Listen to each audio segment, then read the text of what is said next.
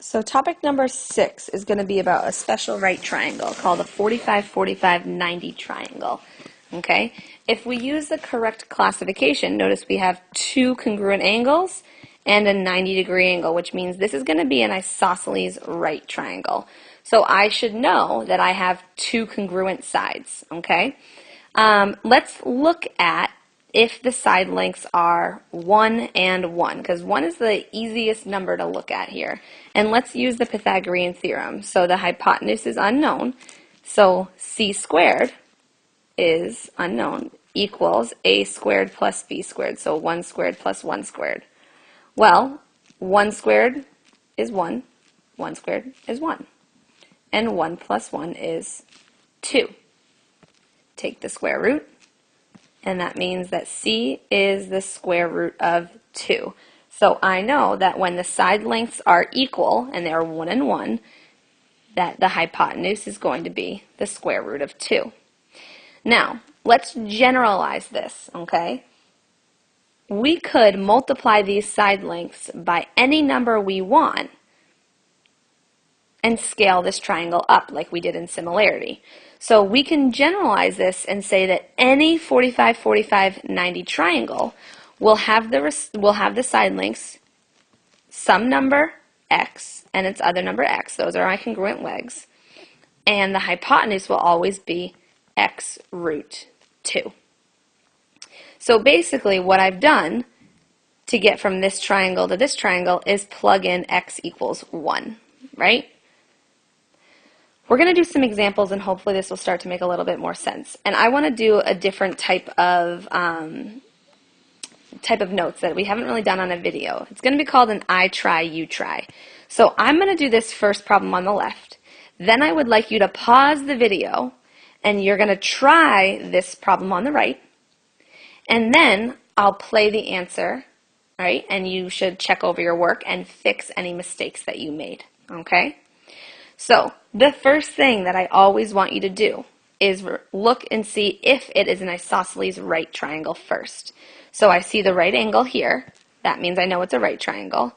And I see that I have two congruent sides. That means that it's isosceles. So we're good. The next thing that I'm going to have you do is I want you to label. Well, now that I know that it's an isosceles right triangle, I can label the sides x, x, x root 2. Okay? And then I'm going to look at the problem and say, where did they give me a side length? In these type of examples, I'm only ever going to give you one side of the triangle. And that's right here at 8. And now 8, that represents the side of x. So I'm going to set up an equation, and I'm going to know that that means that x has to equal 8. And then I'm going to plug this x in for every other x that I see.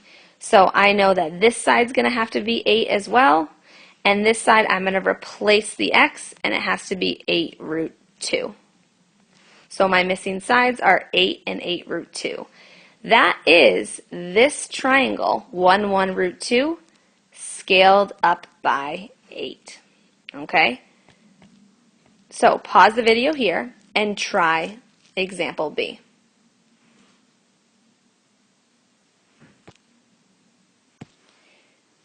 So in example B, your final answer should have been 3, 3, and 3 root 2.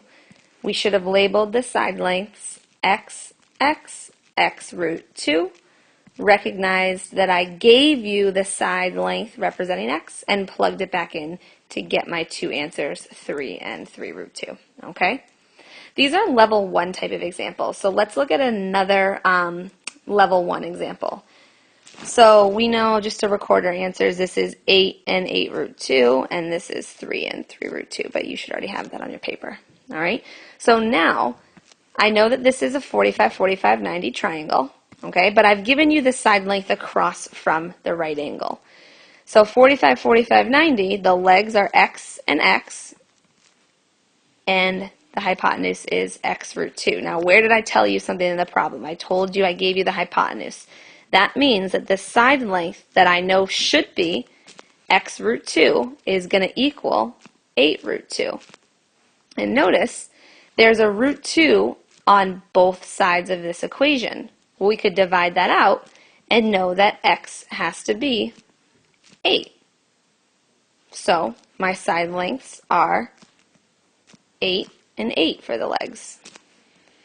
And that makes sense because it looks very, very similar to example A. Okay? 8, 8, and 8 root 2. Now pause the video and try letter D. So for letter D, you should have gotten that the legs were 2 and 2. Okay? You should have gone through the process of labeling x, x, x root 2, recognizing I gave you the hypotenuse, so x root, oops, sorry, not x squared, x root 2 should equal 2 root 2. You can divide by root 2 on both sides, and you knew that the legs x had to be 2. Okay? Let's look at level 2. So level 2, I've given you one of the legs, but it is not just a number, right? It's 3 root 2 now. So let's go through the same steps. I know that it's a 45, 45, 90. I have my congruent legs and the 90-degree angle. So the side lengths are x, x, x root 2. I gave you the side of one of the legs. So that means that x has to equal 3 root 2. And let's plug it in for every other x. This is x, so I know this side length would have to be 3 root 2. And then I gave you this x, so I'm going to plug this in for here. So if I'm plugging in for x root 2 and replacing the x, that means I'm doing 3 root 2 times root 2. All right, well, what is root 2 times root 2? We know that that is going to be root 4. The square root of 4 is 2. 3 times 2 is 6. So this hypotenuse is 6. Pause the video and try problem number B. In problem B, you should have gotten the side length of the other leg is 5 root 2, and that this side length is 10. Okay? So where did that come from? We had x, x, x root 2. I knew that the x that I gave you was 5 root 2, and I can plug in for this x here.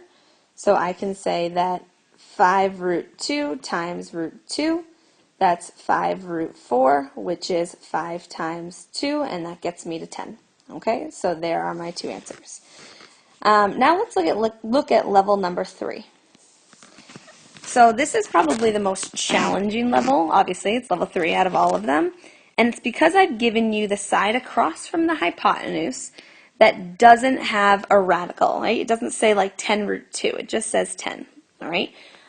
So let's still go through all of the steps that I have. Oops, sorry. Let's go back.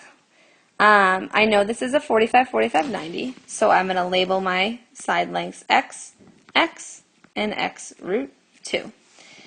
And let's still go through, set up that equation. I gave you the side of the hypotenuse, so I know that this side x root 2 is going to have to equal 10. And my goal here is to figure out what x is. So actually to solve this equation, like we kind of did in level 1, I'm going to divide by root 2, but it doesn't cancel here. It cancels on this side, so I'm just left with x, but I'm left with 10 over root 2. Now, you can leave your answer like this, and I'm okay with that. However, this isn't actually the most simplified answer. What we have to do is we have to rationalize, okay?